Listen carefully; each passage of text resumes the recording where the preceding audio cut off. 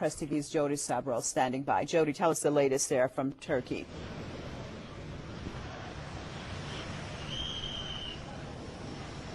Jody, can you hear me? It's quite noisy here, so I'm not sure if I can hear your question, but I'll just give you an update from Turkey. I'm standing outside the Israeli consulate, and there are hundreds of people here gathered in protest and in prayer for the news that from the Israeli television is reporting that at least 16 people have been killed and hundreds of protesters have been here overnight. They gathered here at around 12 o'clock last night as soon as we heard that the Israeli military were following the convoy in the Mediterranean Sea. It's quite calm here now, although it's quite noisy, as you can probably hear.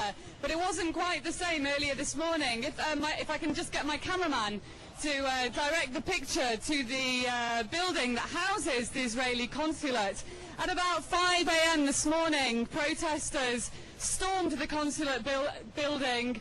It was an angry reaction to the news that there were deaths on board the convoy, and you can see that the glass has been broken. There are police now protecting the building, and this, as I said, happened at around 5 a.m. this morning. This was an angry reaction from the Turkish streets here towards the intervention by the Israeli military on the humanitarian aid convoy travelling to Gaza. Now there are hundreds of protesters here outside the outside the consulate.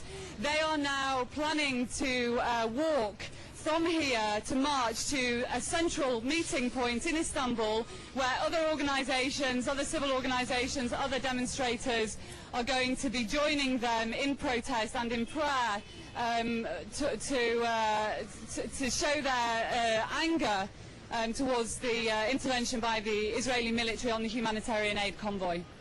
Jody, what's the latest on the official reaction out of Ankara? Well, the latest from an official reaction is that the Turkish Foreign Ministry has summoned the Israeli envoy to Ankara. They have asked for a full explanation as to why the Israeli military took such an aggressive approach to this humanitarian aid convoy. Of course, all the people on this was a Turkish ship that the Israeli military intervened on and in fact apprehended. It was the largest ship in the mission. It held over 700 activists. As we know, the Israeli television reporting 16 people dead. We don't know the nationalities of those involved, the casualties. We don't know the nationalities yet, and of course if there are Turks involved there will be a very strong response from the Turkish government. They have come out and said now that they have condemned this action by the Israeli military, but of course the Prime Minister is out of the country right now. He's in South America on a diplomatic tour.